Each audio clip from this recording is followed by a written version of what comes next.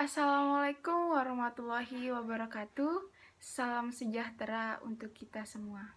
Perkenalkan, nama saya Dinda Ayu Nuraini, selaku moderator presentasi pada pertemuan hari ini. Kami dari kelompok 3 yang beranggotakan Anggita Arshila Putri, Fadila Nur Aziza, Greza Pretisia Yelsi, Dinda Ayu Nuraini, Luki Kristinawati, Lutfi Syahira, Yanu Iswafiuddin, serta Soleli Unka Ababila. Pada kesempatan kali ini, kami dari kelompok 3 akan mempresentasikan materi mengenai metode pengamatan plankton, baik secara kuantitatif maupun kualitatif. Untuk waktu dan tempat dipersilahkan. Sebelum kita mempelajari lebih lanjut tentang metode pengamatan plankton, alangkah baiknya kita mengetahui tentang pengertian plankton. Di sini saya akan membacakan tentang pengertian plankton. Plankton merupakan mikroorganisme akuatik yang hidup melayang pada kolam perairan, tidak dapat bergerak atau dapat bergerak sedikit dan tidak dapat melawan arus. Keberadaan plankton, baik fitoplankton ataupun zooplankton di perairan, akan menjadi komponen yang berperan penting dalam suatu ekosistem perairan. Setelah kalian mengetahui tentang pengertian plankton, selanjutnya kita akan membahas tentang pengambilan sampel plankton. Pengambilan sampel plankton di lapangan serta analisis sampel di laboratorium yang meliputi identifikasi dan pencacahan atau perhitungan kelimpahan menjadi hal yang penting untuk diketahui bagi seseorang calon pengusaha sumber daya perairan. Frekuensi pengambilan sampel, lokasi, waktu pengambilan, tipe sampel yang diambil, dan bagaimana sampel diambil atau plankton net statis atau dinamis harus disesuaikan dengan tujuan studi. Jenis-jenis plankton ada dua loh. Yang pertama, fitoplankton, dan yang kedua, zooplankton. Fitoplankton adalah organisme yang mirip tumbuhan, memiliki klorofil sehingga mampu melakukan fotosintesis. Sedangkan zooplankton sendiri adalah kelompok binatang yang mengapung bebas di atas perairan, merupakan biota yang bersifat heterotrof. Artinya, dia tidak dapat memproduksi makanannya sendiri. Nah, setelah tadi kita tahu apa pengertian plankton dan apa saja jenis-jenis plankton, selanjutnya kita akan membahas tentang teknik pengamatan plankton. Teknik pengamatan plankton ada dua, yaitu pengumpulan sampel dan juga pengawetan sampel.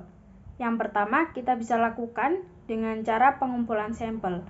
Hal yang perlu menjadi perhatian saat melakukan pengambilan sampel plankton, terutama jika tujuannya ingin menghitung kelimpahan adalah volume air yang disaring ke dalam plankton net harus diketahui. Nah, pengumpulan sampel ini dilakukan dengan alat yang dapat menyaring air laut sehingga plankton yang tersaring cukup jumlahnya untuk dianalisis dengan menggunakan jaring plankton atau plankton net, dan juga tergantung jenis plankton fito maupun zooplankton. Ukuran mata jaringnya pun dari jaringan plankton harus berbeda. Alat sampling yang pertama ada planktonet. Planktonet ini terbuat dari nilon, berbentuk kerucut, mulut melingkar, dan terdapat botol penampung di ujung jala. Ukurannya disesuaikan dengan ukuran dan jenis plankton dengan rasio panjang jaring dan diameter mulut 5:1.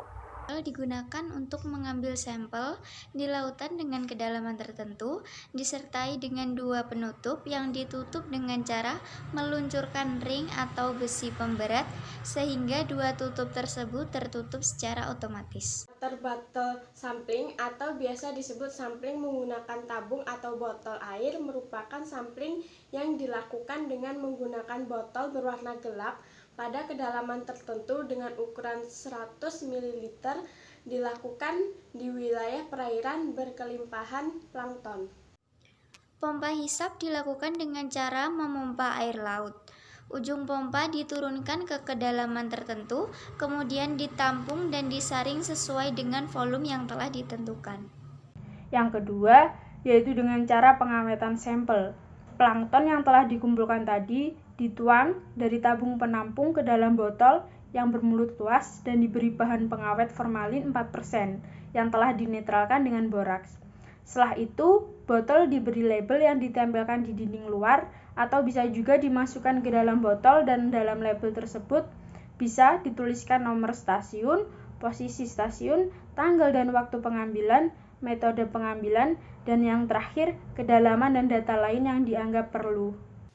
Jarak penarikan juga dapat diketahui dengan mengalihkan kecepatan rata-rata kapal dengan waktu tempuh kapal. Setelah dilakukan pengambilan sampel, maka yang perlu diperhatikan adalah penanganan sampel.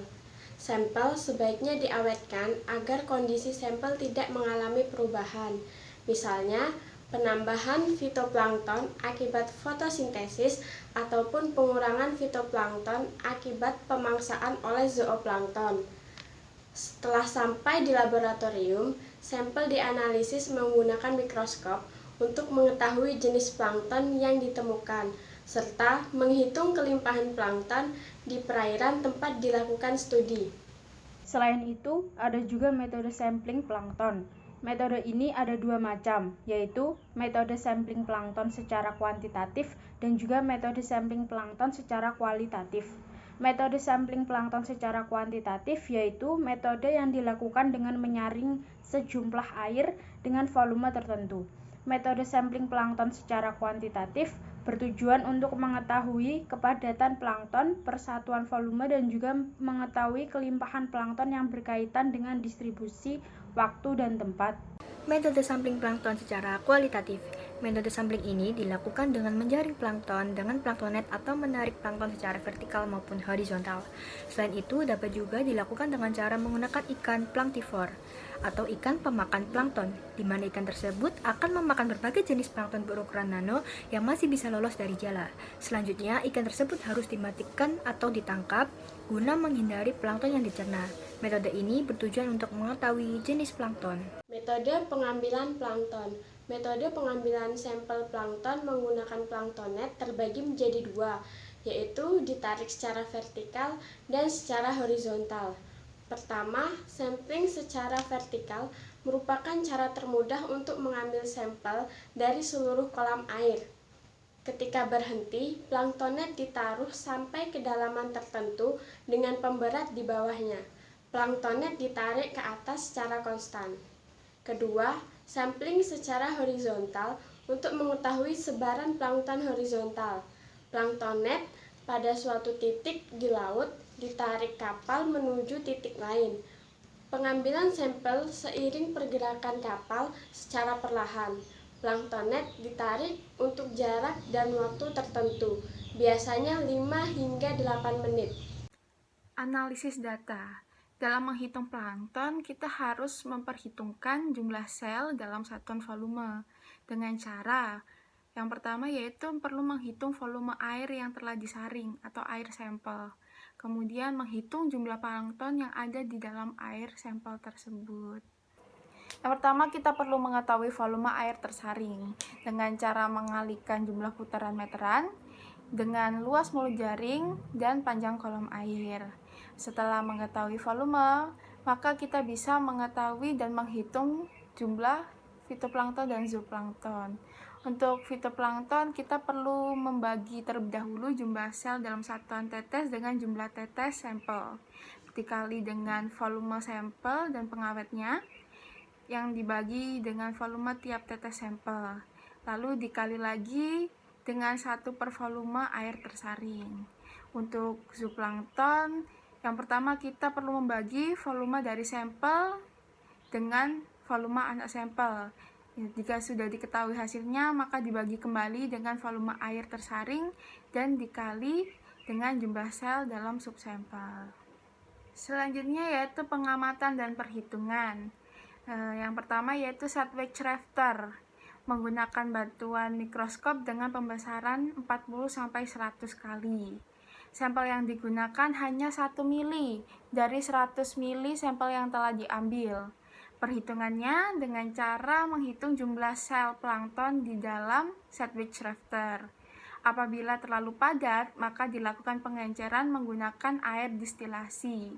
Untuk ukuran dari Sedgwick-Rafter, yaitu memiliki panjang 50 mm, lebar 20 mm, dan tinggi 1 mm, yang sanggup menampung volume air 1 mili. Selanjutnya yaitu menghitung fitoplankton dan zooplankton menggunakan Sedgwick-Rafter. Yang pertama yaitu fitoplankton, dapat dimisalkan air yang tersaring sebanyak 5 liter dan didapat 100 ml dalam satu botol penampung. Dalam pengamatan hanya diambil 1 ml. Dalam 1 ml dihasilkan 60 unit sel. Maka apabila ditotal menjadi 100 ml maka dikalikan 100. Sehingga dalam 5 liter air terdapat 6000 unit sel. Jika dalam 1 liter, maka unit sel tersebut dikali 1/5, sehingga menghasilkan 1200 unit sel. Selanjutnya, untuk mencari zooplankton. Dalam menghitung zooplankton, kita harus mencari terlebih dahulu volume dari penampang atau V2 dengan mengalihkan luas alas dan tinggi. Jadi PR kuadrat dikali tinggi atau kedalaman air, yang mana menghasilkan 5942 ml. Kemudian mencari N2 atau jumlah zooplankton dalam liter air dengan rumus V1 dikali N1 dibagi dengan V2. V1 diketahui 40 mili dan N1 diketahui 30 ekor dan V2 diketahui 5942. Maka dapat dihasilkan 0,2184 ekor per mili atau 2184 ekor per liter. Alat untuk menghitung sel fitoplankton yaitu hemasitometer, di mana hemasitometer digunakan untuk mengamati sel yang ukurannya lebih dari 8 mikron dan tidak terlalu padat untuk dihitung. Perhitungan dapat dilakukan langsung pada blok A, B, C, D, dan hasilnya dibagi menjadi 4 sama dengan N sel per mililiter. Hemasitometer ini memiliki panjang 1 mm, lebar 1 mm, dan tingginya 0,1 mm. Volume yang tertampung pada setiap blok, di mana setiap blok memiliki luas 1 mm persegi dengan ditutupi cover glass, yaitu 0,1 mm dikalikan 1 mm dikalikan 1 mm sama dengan 0,1 mm pangkat 3, atau dapat ditulis 10 pangkat min 4 ml. Analisis statistik. Sesudah hasil cacahan diperoleh dan ditabulasi dengan baik, lalu dilakukan analisis dengan metode statistik. Analisis statistik ini dirancang sebelum ke lapangan dimulai dan diperhatikan asumsi-asumsi yang menyertai rumus statistik ini. Dalam analisis statistik, terdapat banyak perangkat komputer yang tersedia, seperti SPSS, SAS, dan lain-lain. Berikut merupakan gambar cawan cacah yang digunakan. Cara-cara menunjukkan kondisi komunitas plankton di suatu perairan. Yang pertama ada indeks keanekaragaman hayati atau Diversity Index, Shannon and Weaver. Yang kedua ada indeks kemerataan atau Evenness Index, Bigelow. Yang ketiga ada indeks kekayaan atau Richness Index, indeks Margalef. Yang keempat ada indeks kesamaan. Yang terakhir ada UJT untuk membandingkan kandungan plankton antara dua contoh digunakan UJT. Untuk mengukur kelimpahan plankton, dapat menggunakan rumus Sahlan dan Effendi tahun 1972, yaitu sebagai berikut.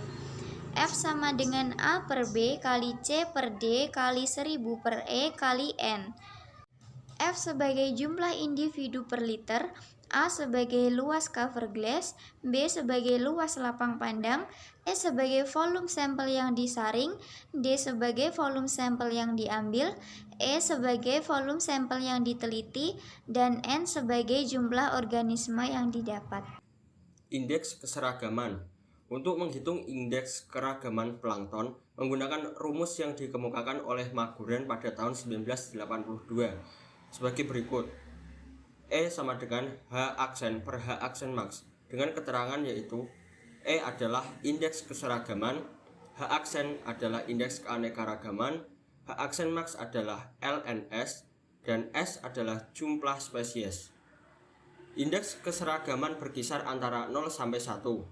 Apabila mendekati 1, sebaran individu antar jenis merata. Namun, apabila mendekati 0, sebaran individu antar jenis tidak merata atau jenis tertentu yang dominan. Indeks keanekaragaman. Rumus Shannon-Weiner pada tahun 1949 yaitu H aksen sama dengan sigma I sama dengan 1 sampai S untuk Pi kali ln Pi. Dengan keterangan H aksen adalah indeks keanekaragaman jenis, P adalah NI per N. NI adalah jumlah individu jenis KI. N adalah jumlah total individu. Kisaran total indeks keanekaragaman diklasifikasikan sebagai berikut. Yang pertama, H aksen kurang dari 2,3026, yaitu keanekaragaman kecil dan kestabilan komunitas rendah. Yang kedua, H aksen lebih dari 2,3026 dan kurang dari 6,9078, yaitu keanekaragaman sedang dan kestabilan komunitas sedang. Yang ketiga, H aksen lebih dari 6,9078, yaitu keanekaragaman tinggi dan kestabilan komunitas tinggi. Selanjutnya, cara untuk menghitung indeks dominansi, di mana indeks dominansi ini dikemukakan oleh Simpson pada tahun 1949 dengan rumus D sama dengan NI pangkat 2 per N pangkat 2 dikalikan 100%. D adalah indeks dominansi, sedangkan NI adalah jumlah individu jenis KI, sedangkan N adalah jumlah total individu. Indeks dominansi ini memiliki kriteria bahwa jika D mendekati 0 berarti tidak ada jenis yang mendominasi.